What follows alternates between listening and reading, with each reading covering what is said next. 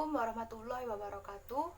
Perkenalkan, nama saya Firnanda Devi Karasanti dengan NIM 13519100084. Di sini saya akan menjelaskan tentang etika penelitian. Pengertian etika penelitian. Etik berasal dari bahasa Yunani yaitu ethos. Istilah etika bila ditinjau dari aspek etimologis memiliki makna kebiasaan atau peraturan perilaku yang berlaku di masyarakat. Etik penelitian adalah prinsip-prinsip moral yang diterapkan dalam penelitian. Etika penelitian berkaitan dengan beberapa norma, yaitu norma sopan santun, norma hukum, dan norma moral. Etika penelitian menunjuk pada prinsip-prinsip etis yang diterapkan dalam kegiatan penelitian.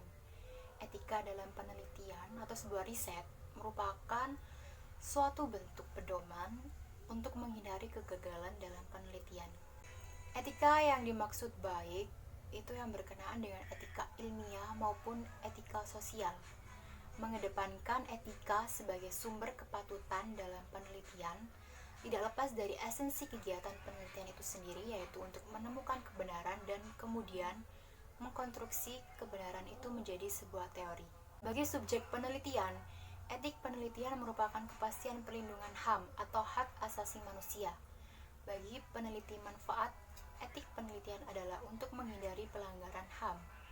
Publikasi ilmiah pada jurnal terakreditasi baik nasional maupun internasional dan sebagai persyaratan untuk pencairan dana penelitian. Perkembangan etik penelitian kesehatan. Penelitian bidang kesehatan pada awalnya merupakan penelitian bidang kedokteran, dilakukan oleh para dokter pada diri sendiri, anggota keluarganya, dan orang-orang yang terdekat. Etik penelitian kedokteran mulai menjadi perhatian karena mulai menimbulkan masalah, antara lain akibat adanya pelanggaran hak individu atau subjek manusia dan kesadaran masyarakat yang makin meningkat.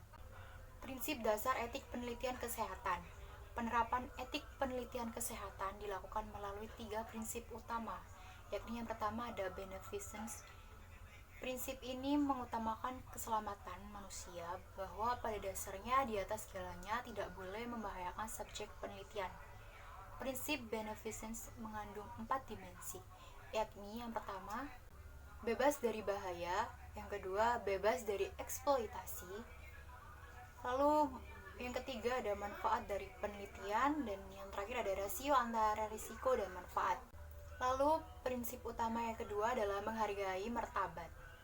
Manusia menghormati martabat subjek sebagai manusia meliputi yaitu hak menetapkan sendiri, yang mengandung arti bahwa subjek mempunyai hak untuk memutuskan secara sukarela apakah dia ingin berpartisipasi dalam suatu penelitian tanpa berisiko untuk dihukum, dipaksa, atau diperlakukan tidak adil. Lalu yang kedua ada hak untuk mendapatkan penjelasan lengkap, yang berarti bahwa peneliti telah secara penuh menjelaskan tentang sifat penelitian, hak subjek untuk menolak berperan serta tanggung jawab peneliti, serta kemungkinan risiko dan manfaat yang bisa terjadi.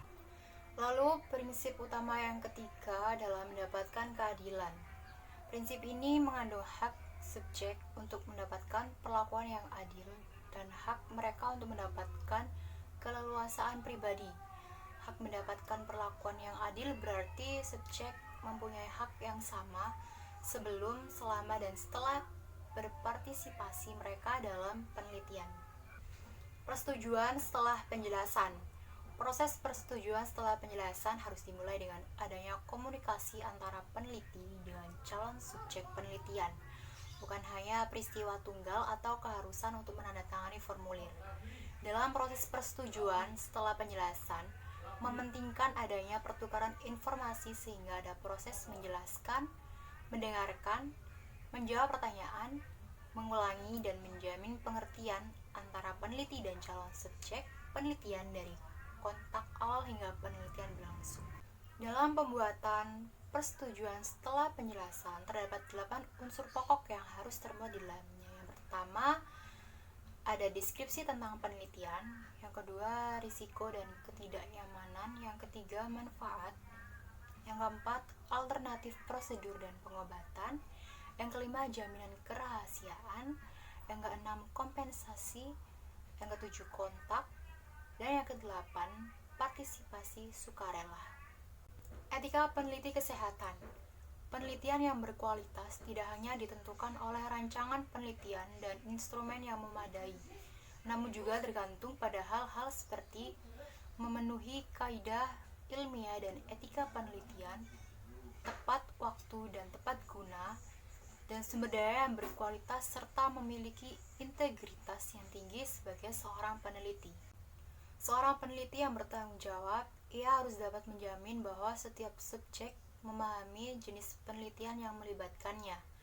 Seorang subjek juga harus dapat mendapat informasi yang lengkap terkait dengan partisipasinya dalam penelitian yang diikutinya, dengan persetujuan setelah penjelasan.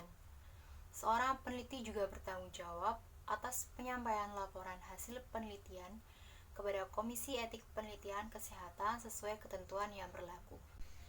Itu tadi penjelasan dari saya tentang etika penelitian. Kurang lebihnya mohon dimaafkan. Terima kasih.